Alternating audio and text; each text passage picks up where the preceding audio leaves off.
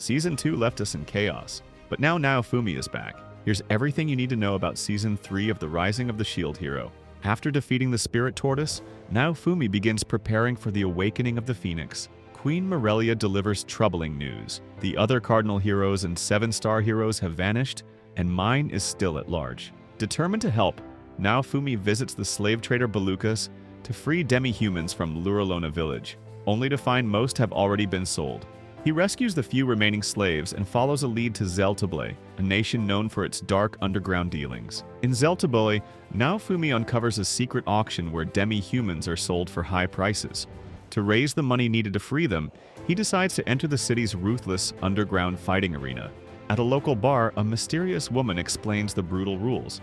Naofumi also notices a young demi-human boy, Foal, deliberately losing fights.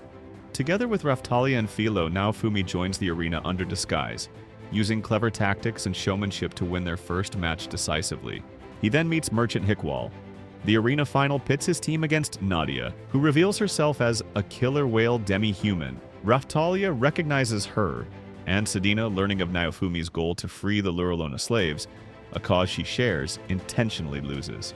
Before the match ends, sponsors introduce a new threat: the puppet-wielding murder clown. Raftalia and Philo battle it while Naofumi and Sedina boost Raftalia's power with a coral spell. Though Raftalia appears victorious, the clown escapes, issuing ominous warnings. Sedina's alliance reveals a hidden demi-human network fighting slavery. Naofumi buys Foal and his critically injured sister Atla, healing her with a powerful potion. Returning to Sayayet with freed demi-humans, he strengthens Lurolona Village's defenses. When slavers attack at night, Foal uses Naofumi's flare to call for help, and the group successfully repels them. Because the slavers are protected by a noble, Naofumi cannot punish them legally, so he pragmatically sells them into slavery in Siltveld, sending a clear warning to future threats. At the capital, Sedina and Foal have their stats reset at the Dragon Hourglass, officially joining Naofumi's party. They meet King Altcray, who is unsettled by Foal and Atlas' presence. Queen Morelia reveals Altcray's past as the former staff hero, whose fall into cruelty began after his sister's death, and updates Naofumi on Motoyasu's troubling behavior. The royal family's reaction hints at a complicated history with the White Tiger tribe. Queen Morelia also warns Naofumi of recent troubles, Ren's party's deaths, and Mine's disappearance. Later in Sayayeta, Naofumi briefly meets Saine, whom Philo identifies as the murder clown, but Naofumi remains suspicious and turns her away. Tracking down Motoyasu, Naofumi finds him obsessed with reuniting with his former companion Elena. Motoyasu, still lost in delusion, refuses to face reality. Elena, however, reveals the truth. The party abandoned him after his failure during the Spirit Tortoise battle. Later, in a tavern, Naofumi meets Ren, who is in denial about his role in his comrades' deaths. Mine suddenly reappears, skillfully manipulating Ren by blaming Naofumi for everything, and even accusing Motoyasu of assault. Shockingly, she reveals she has nullified her slave crest, freeing herself from its magical binding. Consumed by rage, Ren lashes out at Naofumi before fleeing with Mine. Motoyasu, heartbroken by Mine's rejection, spirals into despair, only to develop a new obsessive fixation on Philo after seeing her dance. His behavior becomes so unbearable that Naofumi and his party knock him unconscious and leave him behind. On their journey back home, Naofumi, Raftalia, and Philo are ambushed by a group of powerful, unidentified enemies. Surprisingly, Sign from Zeltobel appears to aid them. After the fight, the enemies' bodies vanish without a trace, raising new concerns. Sine then reveals her true identity. She is a vassal hero from a world that was destroyed by unknown forces. The enemies they just faced are connected to those same world-ending threats. Her mission is to prevent this world from sharing her homeland's fate by aiding and protecting its heroes. Though still wary, Naofumi agrees to let her join them. Back at the Dragon Hourglass, several Lurolona Village children reach level 40 and receive their class ups. Meanwhile, King Altcray and Queen Morelia observe Atla again, both noting her uncanny resemblance to someone from their past. Soon after returning, Naofumi is informed of bandits threatening the region. With his growing party, now joined by Keel, Foal, and Atla, he sets out to eliminate the threat. Using himself and Rafchan as bait, he eventually stumbles upon Motoyasu, who is in combat with a masked enemy. A flashback reveals Ren's downfall. After the Spirit Tortoise wiped out his party, his game-based worldview collapsed. Betrayed and robbed by Mine, he descended into despair, unlocking the Curse series and turning to banditry. In the present, Naofumi replaces Motoyasu in a duel, only to discover the masked bandit is Ren, now corrupted by greed and gluttony. Erratic and obsessed with strength, Ren is ultimately defeated by Eclair, whose calm and skill overwhelm him. More otherworldly enemies appear, but Motoyasu, empowered by Naofumi's earlier advice, swiftly defeats them. Raphtalia finishes them by destroying their souls. Eclair then reaches out to Ren, helping him regain sanity. A glimpse of his past life shows him dying while protecting others, hinting at his lost heroism. Ren's arc highlights the dangers of escapism and the power of redemption through humility and support. Naofumi continues strengthening Lurolona Village in preparation for the Phoenix's resurrection.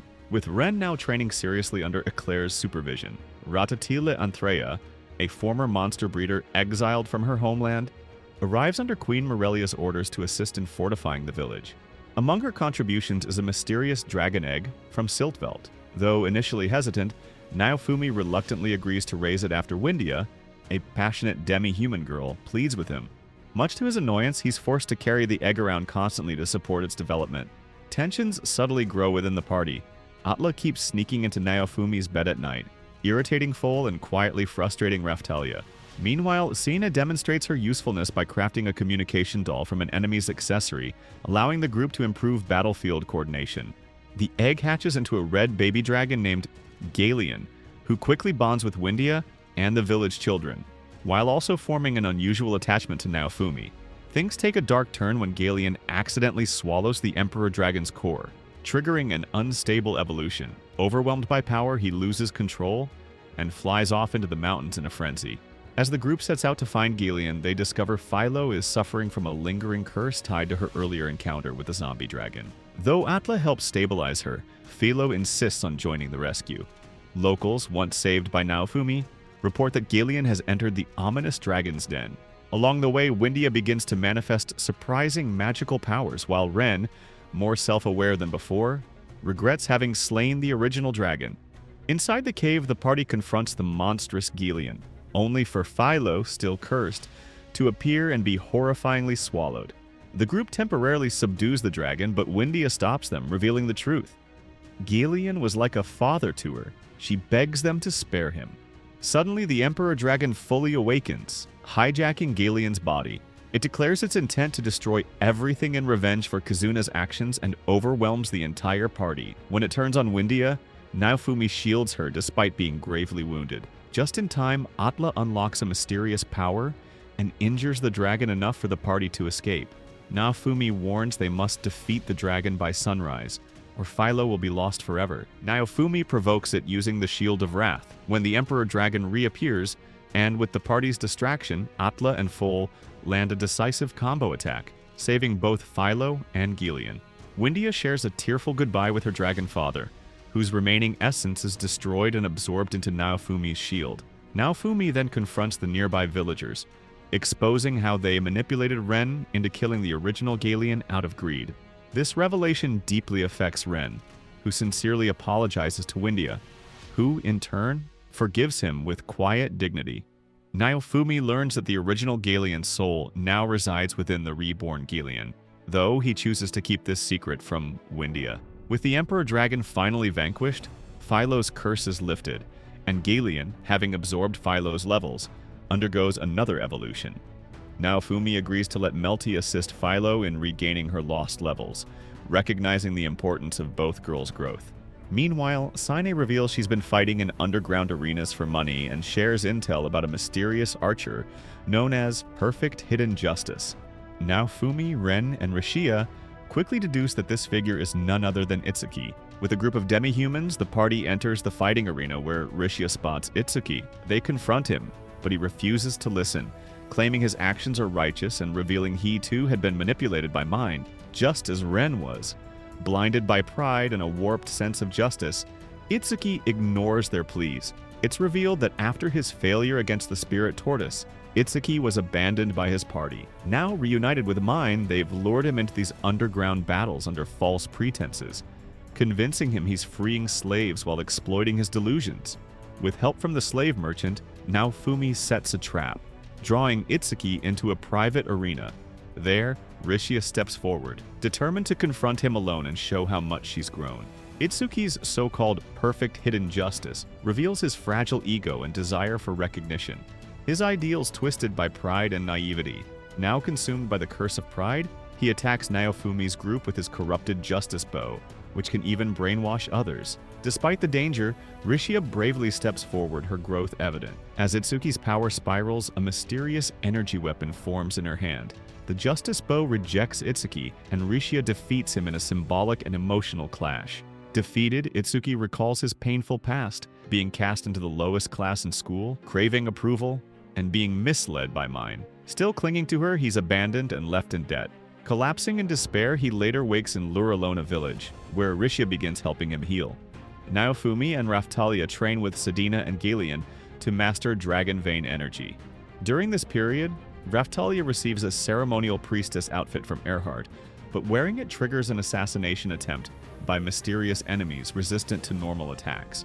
Using their new abilities, Naofumi and Raftalia repel the attackers, though some resort to suicide bombing. Sedina reveals Raftalia's shocking heritage. She is a royal descendant of Qtenlo, an isolationist empire. The priestess garb is seen as a challenge to the throne, prompting the assassins. Naofumi, outraged, decides to confront Qtenlo directly and informs Queen Morelia.